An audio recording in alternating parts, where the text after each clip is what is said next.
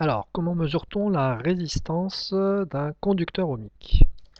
Alors, sur Tinkercad, on choisit une résistance, ici, et puis on peut la mettre pour plus de facilité à l'horizontale, et puis tout simplement, nous allons choisir le multimètre, donc on met mul ici, MUL, et on prend le multimètre ici. Ce multimètre doit être utilisé en fonction, attention, il y a trois fonctions, ici, fonction résistance pour mesurer une résistance, et une résistance, quand on doit la mesurer, doit être complètement isolée du circuit, c'est-à-dire qu'il ne doit y avoir aucun fil relié à un circuit électrique. Elle est complètement isolée.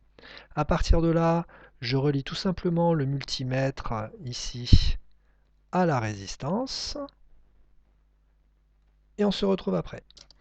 Alors voilà, j'ai tout simplement placé aux bornes de mon multimètre, placé en mesure de résistance, et bien tout simplement la résistance. À partir de là, je lance la simulation, et tout simplement ici, le multimètre indique en ohm ou en kilo-ohm ici, ou dans une autre unité, bien faire attention à l'unité ici, la valeur de la résistance. Et là, j'écrirai tout simplement que cette résistance vaut 1,0 kilo-ohm.